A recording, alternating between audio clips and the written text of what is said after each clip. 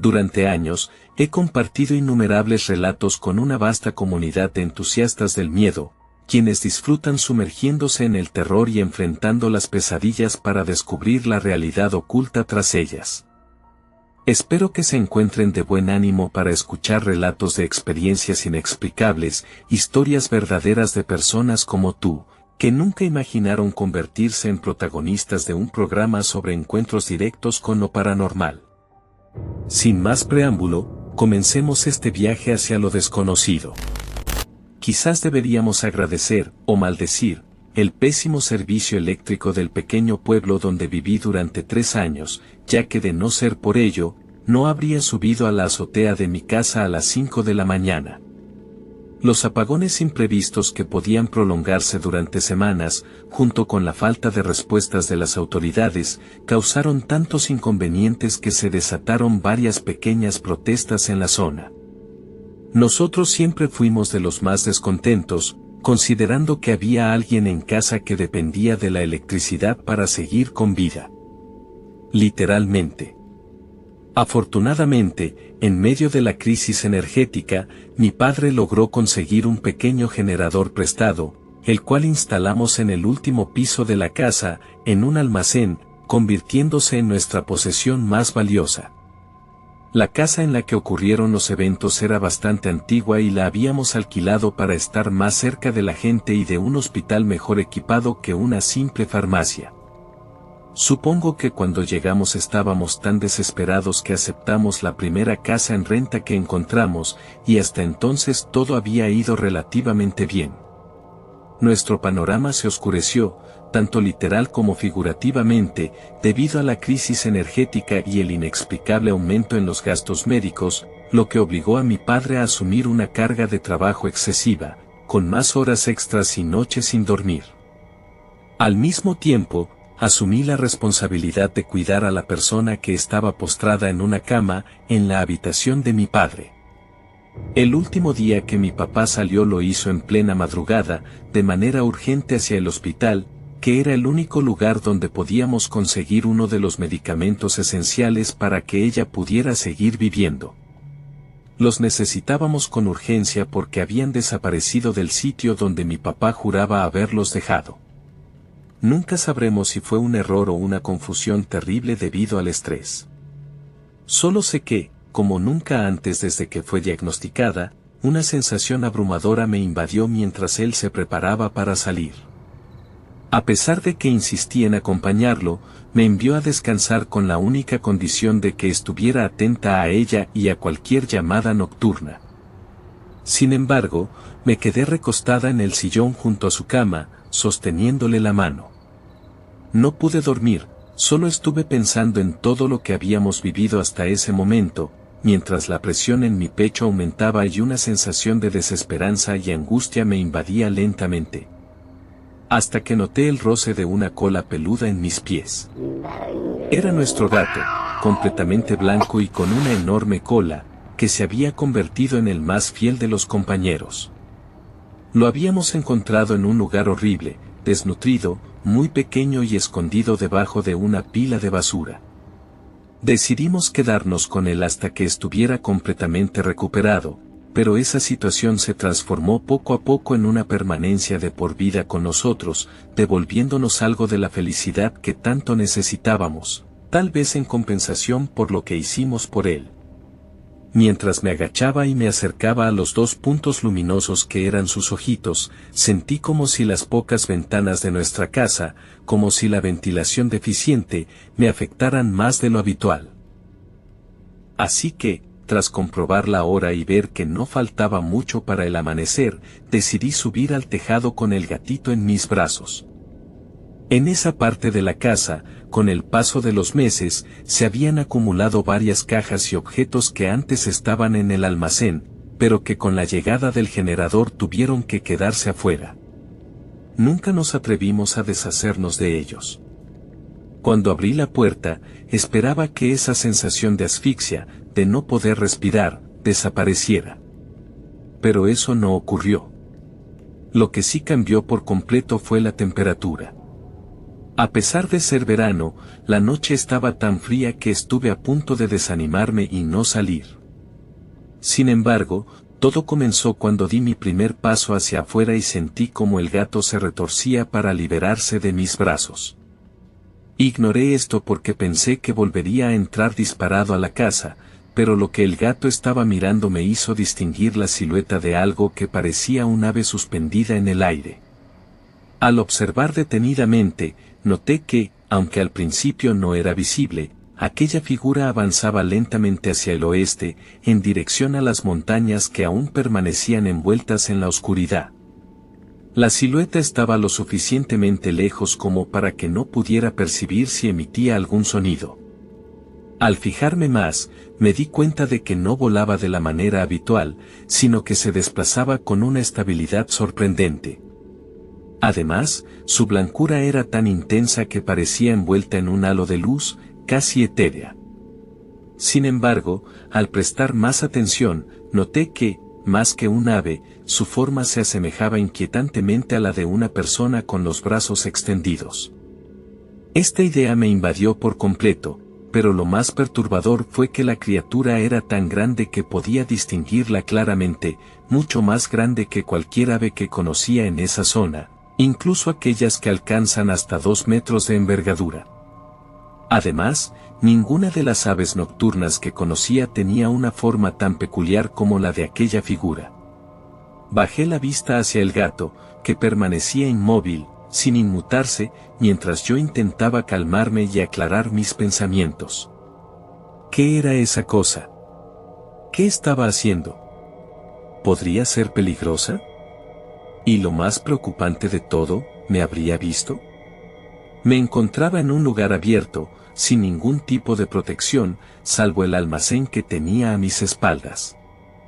Era evidente que, si yo podía ver a esa criatura, ella también podría verme a mí, y quién sabe si incluso escucharme, aunque no sabía hasta qué punto. Sin darme cuenta, ya había dado un par de pasos hacia mi mascota, pensando en cómo regresar a la casa sin hacer el menor ruido, cuando de repente escuché la puerta por la que planeaba entrar cerrarse violentamente, produciendo un estruendo amplificado por el metal del que estaba hecha. Tal vez, si alguien se hubiera despertado por el ruido, muchas cosas habrían sido diferentes, pero ninguna luz se encendió esa madrugada, y mis peores temores se confirmaron cuando volví a mirar hacia arriba. Casi como si fuera una señal, la figura detuvo su avance a unos 30 metros de donde yo estaba, batiendo en completo silencio lo que ahora podía confirmar eran alas. 2 enormes alas, más grandes que la mitad de su altura, sosteniendo un cuerpo humanoide, delgado y desnudo, que milagrosamente parecía no haberse percatado de dónde provenía el sonido de la puerta, a juzgar por cómo movía su cabeza, buscando, escudriñando en todas direcciones. Sentí que estaba a punto de desmayarme, así que la única opción que me quedó fue tirarme al suelo, permaneciendo ahí, totalmente inmóvil y en silencio. En ese instante, todo a mi alrededor pareció detenerse abruptamente, como si el tiempo mismo se posara sobre mí. La incertidumbre se transformó en un pánico absoluto cuando el silencio de aquella madrugada fue interrumpido por el sonido escalofriante de una risa entre dientes. Primero, un murmullo bajo, como si quisiera pasar desapercibido, pero luego fue subiendo de volumen, volviéndose cada vez más agudo, hasta que se asemejaba al chillido de un pájaro o algo similar, mientras se acercaba lentamente. Sabía lo que eso significaba, pero mi cuerpo no respondía cuando intenté levantarme. Ese ruido horrible me dejaba desorientada y llena de terror, como un pequeño conejo que escucha el rugido de un depredador que se aproxima. De repente, una punzada de dolor recorrió mi cuerpo y, de alguna manera, logré llegar al almacén, cerrando la puerta justo cuando un viento helado comenzó a entrar, causando que un escalofrío recorriera mi espalda.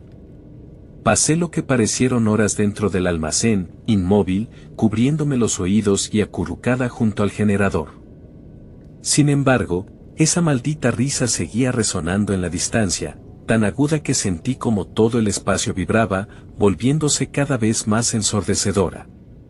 Me dolían los oídos, la cabeza, sentía como si mi existencia entera fuera atormentada. Quise gritar, suplicar que se detuviera, pero no hizo falta. Unos segundos después, el espantoso ruido cesó de golpe, justo cuando un golpe fuerte hizo vibrar el suelo. Sabía lo que era, sabía que debía intentar escapar, pero el zumbido en mis oídos no me dejaba pensar, y lo único que pude hacer fue cerrar los ojos. Estuve consciente cuando todos los objetos apilados afuera parecieron caer al suelo como si los empujaran. Me di cuenta de que algo grande estaba caminando por la azotea, sacudiendo cada rincón con sus pasos.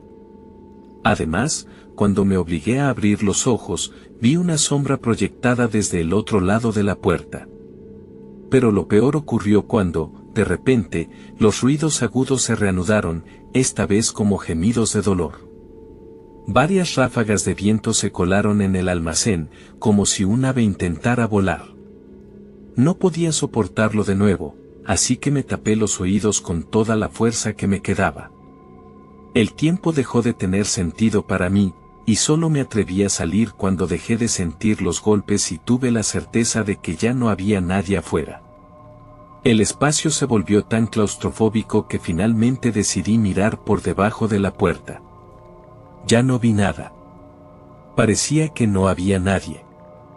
Abrir la puerta fue mucho más difícil de lo que imaginaba. Sin embargo, al ser recibida por los sonidos matutinos, que ya habían regresado, pude salir casi en paz, con los ojos casi cerrados, y me dirigí rápidamente hacia la puerta que daba al piso de abajo. Al cerrarla, avancé solo un tramo de la escalera cuando un ardor intenso me recorrió los oídos. Los toqué, solo para descubrir que mis dedos estaban manchados de sangre.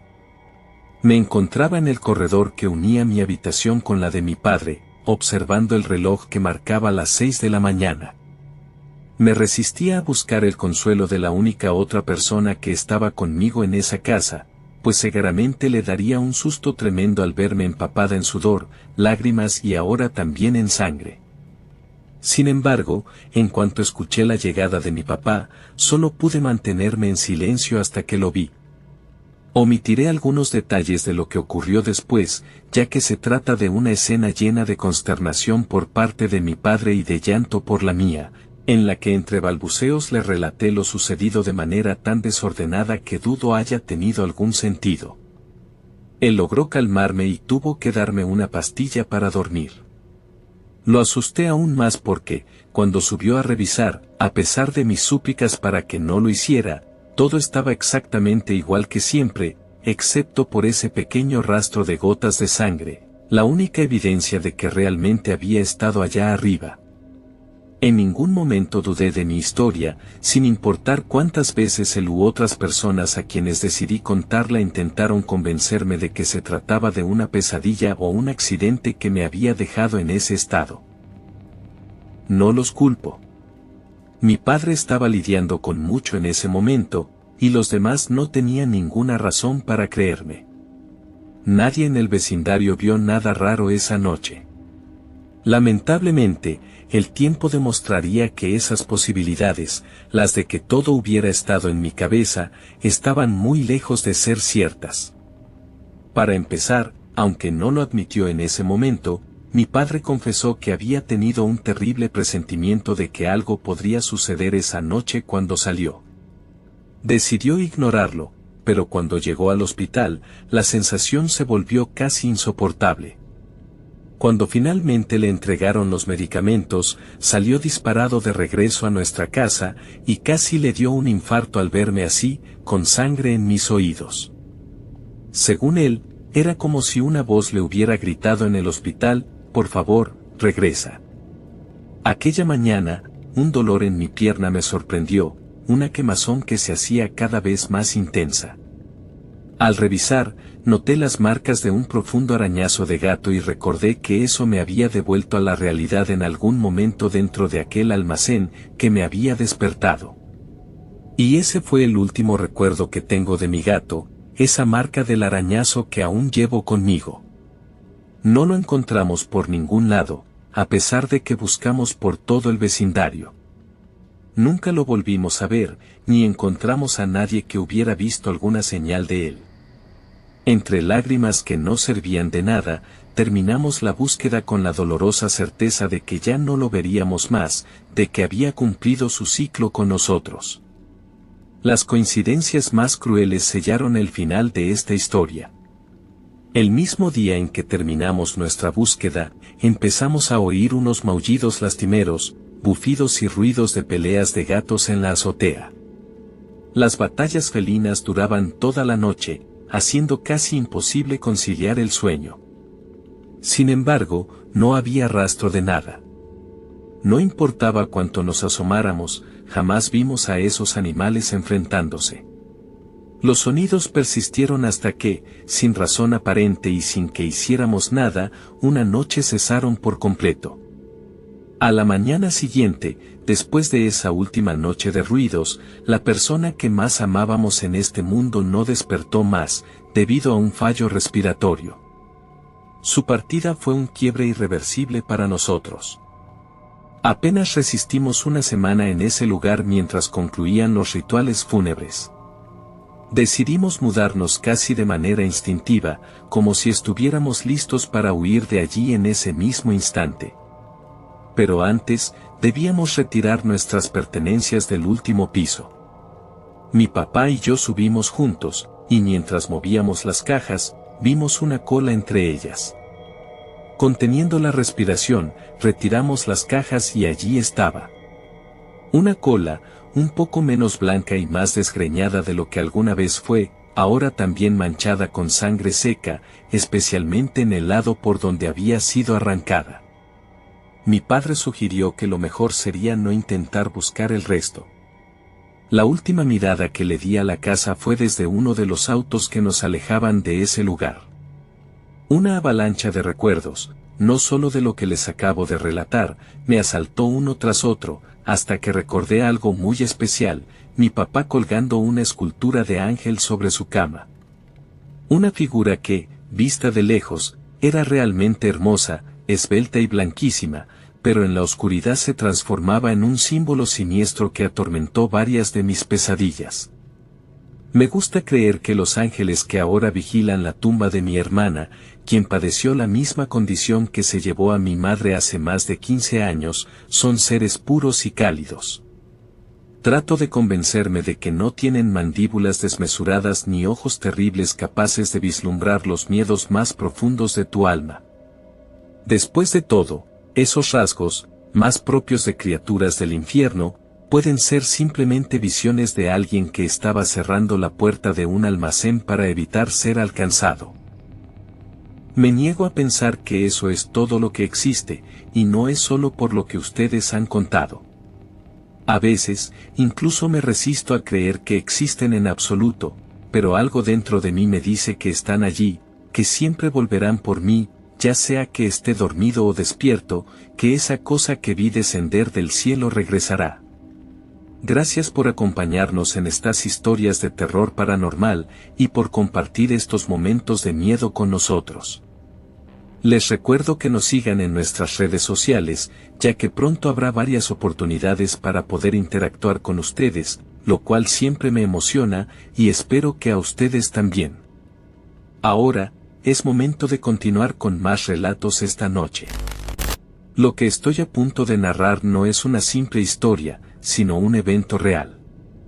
Este hecho tuvo lugar en mi pueblo natal, en el sur de Perú, un 20 de septiembre, durante una fiesta patronal a la que mi madre y yo asistíamos cada año, ya que éramos devotas del santo que se celebra en esas fechas. Apenas habíamos llegado el día anterior, y las festividades ya habían comenzado. Recuerdo claramente que esa noche salimos a ver el pasacalle en el centro del pueblo, y en la fiesta nos encontramos con paisanos que no veíamos desde hace tiempo. Entre charlas y trajes coloridos, las horas fueron pasando rápidamente. Fue en ese momento y lugar donde nos llegó la triste noticia sobre nuestro vecino, Gabriel.